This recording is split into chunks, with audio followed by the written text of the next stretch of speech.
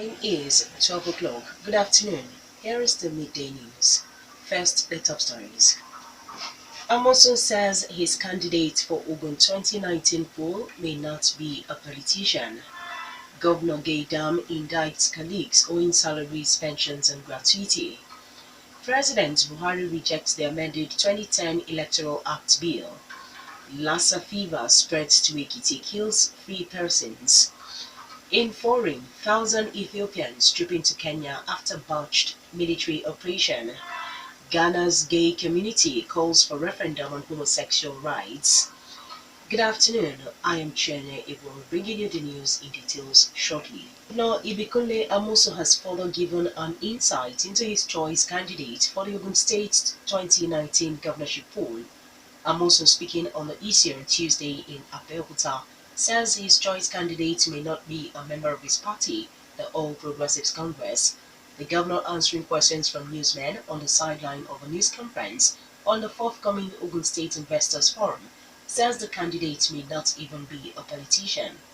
What is sure, according to Amoso, is that the candidate will come from the Eyewa axis of the state.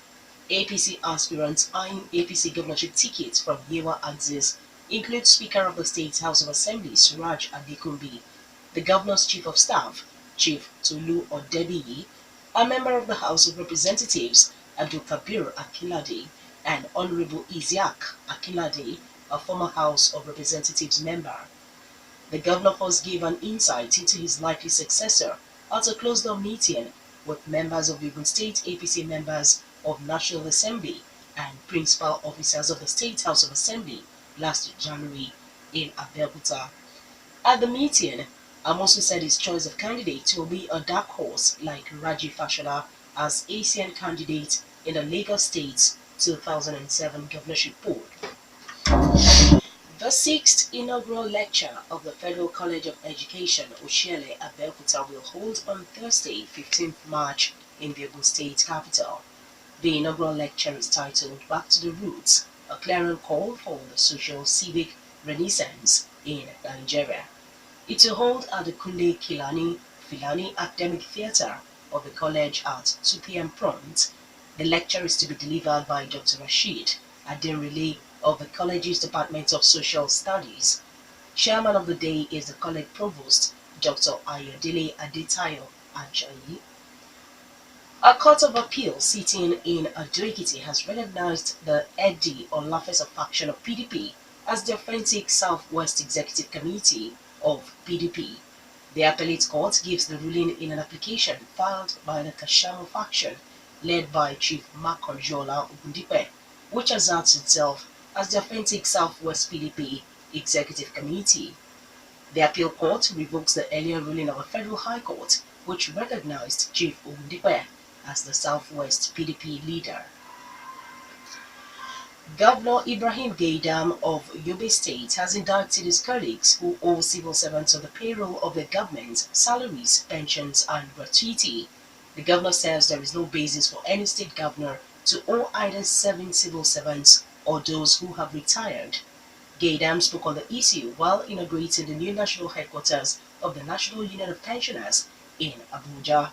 He advises state governors to place a first-line charge on the salaries, pensions, and gratuities before any other expenditure to ensure their prompt payments. The Joint Admission Matriculation Board (JAMB) has begun releasing the results of its ongoing 2018 Unified Tertiary Matriculation Examination. The release of the results, according to the examination body, follows the scrutinization of the closed-circuit television camera installed at the computer-based test centers where the examination was being written. The examination, which began last Friday, is scheduled to end on March 17. JAMB spokesman Dr. Fabian Benjamin asked candidates to visit JAMB website to check the results, which will be released in batches.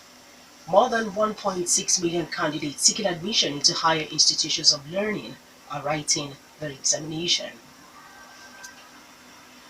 President Muhammadu Buhari has rejected the amended Electoral Act 2010 sent to him by the National Assembly for his assent. Buhari rejects the bill for changing the sequence of the 2019 polls and the National Assembly's legislation on cancel polls. He communicated 3-point objections to the amended bill in a letter written to the National Assembly, which was read by the Senate President Bukola Saraki during the plenary. The first objection is the amendment of the sequence of the 2019 polls, which the President believes may violate the autonomy of the Independent National Electoral Commission to conduct polls. Another objection of Buhari is the amendment of Section 138 of the Principal Act, which, according to him, has limited the right of candidates to challenge the poll results. Buhari also faults the amendment of Section 152, subsection 325 of the same Principal Act, which he believes will likely raise constitutional issues on the competence of the National Assembly to legislate on the local government polls. Lassa fever has spread to Ekiti State, leaving 3 persons dead. Health Commissioner Dr. Rotimi Ojo, breaking the news in Ado-Ekiti, says the 3 were among the 5 fresh cases of the disease that proved negative in the state. The commissioner explains that one of the 2 remaining cases was uncertain, while the other one is pending. Asking people in the state not to panic, he assures that the state's disease control team had been activated to contain the spread of the virus. Also, Ojo says the 3 isolation centers at Federal Teaching Hospital Ado-Ekiti, Oba Adejuigbe General Hospital Ado-Ekiti, and Ekiti State University Teaching Hospital are still operational. Gunmen suspected to be herdsmen have killed and injured several people in fresh attacks in Plateau State. Several houses were also burnt by the attackers on Monday night at Dundu village in the Kwai local government area as villagers were having their dinner. Police spokesman Tiope Tenor confirmed the attack, but says he could not immediately give the figure of the casualties. The villagers, however, put the figure of people killed in the attack at 25. The attack is coming in the wake of attacks on several communities in the area, where 5 people were killed between last Thursday and Sunday. You're still listening to the Midday News on Rock City 101.9 FM. Up next, we bring you foreign, business, and sports news. Please do stay with us. Now in foreign, about 5,000 Ethiopians have crossed into Kenya seeking refuge after several civilians were killed in the Ethiopian military security operation targeting militants. International Red Cross says the refugees from Ethiopia started trooping into Kenya on March 10. The organization says they were mostly women and children, including pregnant and lactating mothers, chronically ill persons, and those abled differently, and the elderly. The Red Cross said some of the fleeing had moved with the livestock, compounding pressure on struggling relief agencies. Ethiopian state media reported on Sunday that soldiers had been deployed to an area near the town in Oromia, a region that borders Kenya, in pursuit of Oromo Liberation Front fighters who had crossed into the country from Kenya. But faulty intelligence led soldiers to launch an attack that killed 9 civilians and got 12 others injured. At least 30 people have died in fresh clashes after heavily armed men attacked villages in the Eastern Democratic Republic of Congo. The men wielding machetes, arrows, and AK-47s were reported to have started by burning people's homes in one of the affected villages in Ituri province. The United Nations-sponsored Radio Okapi says it had counted as many as 41 dead after speaking to local people. The violence is believed to be the latest in serious ethnic clashes, which has left more than 100 people dead since December.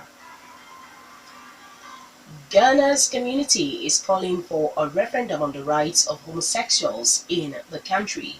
The group says they can prove there are more gay Ghanaians than thought, but most are hiding due to fears of persecution and discrimination. Homosexual acts are illegal in Ghana, and many religious groups and politicians are vehemently opposed to legalizing it. But speaking to BBC in Pidgin, activist Phil Collins accused the parliamentary speaker, Mike, of not being fair in taking a dogged stance against gay rights.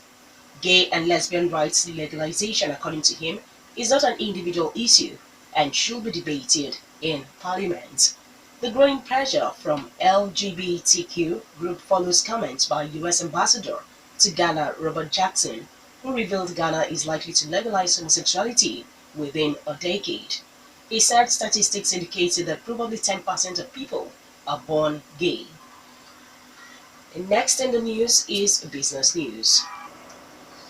Zenith Bank is to distribute 84.8 billion naira as cash dividend to shareholders for the 2017 business year. The recommended payout represents 33.7% increase on 63.42 billion naira paid for the 2016 business year. This means that shareholders will receive a final dividend per share of 2 naira 45 kobo in addition to an interim dividend of 25 kobo and bringing the total dividend per share to 2 naira 70 kobo. The bank had distributed 63.42 billion naira to shareholders for the 2016 business year, representing a dividend per share of 2 naira 2 kobo. Finally, in the midday news is the sports news. Flying Eagles assistant coach Abubakar Bala has confirmed he has signed a one-year contract deal to be Kwara United's new technical advisor. The former Niger Tornadoes coach replaces John Obu, who parted ways with the Ilorin-based club on Monday after a run of poor results after 12 rounds of matches in the Nigeria Professional Football League. Bala will be officially unveiled to the fans and media tomorrow inside the Kwara Township Stadium in Ilorin. Kwara United are bottom of the 2010 the NPFL table with 11 points from 12 matches. Nigeria Professional Football League NPFL side, the Sunshine Stars, have sacked their head coach, Duke Udi. The coach joined Sunshine Stars from Osun United last season after Austin Egwuonwu resigned as their career Gunners coach. Udi ensured Sunshine Stars finished 10th on the log with 54 points despite a poor first half performance in the 2016-2017 season. He also led the team to finish among the best 4 teams in the ITU Cup, where they lost to eventual winners Akwa United in the semi-finals. The technical director Henry Abiodun has been directed to take charge of the technical crew of their career-based club, while Sunshine Stars are 17th on the NPFL table after 12 rounds of matches that have been played. That was the midday news, and just before we go, the major stories once again. Amosun said his candidate for Ogun 2019 poll may not be a politician. Governor Gaydam indicted colleagues owing salaries, pensions, and gratuity. President Buhari rejected the amended 2010 Electoral Act bill. And Lassa fever spread to Ekiti, killed 3 persons. While in foreign, we also told you that 1,000 Ethiopians trooped into Kenya after botched military operation. And Ghana's gay community called for referendum on homosexual rights. For more stories and to listen to us live, please log on to our website www.rockcityfmradio.com/live. Thank you very much for listening. I am Chienye. Good afternoon.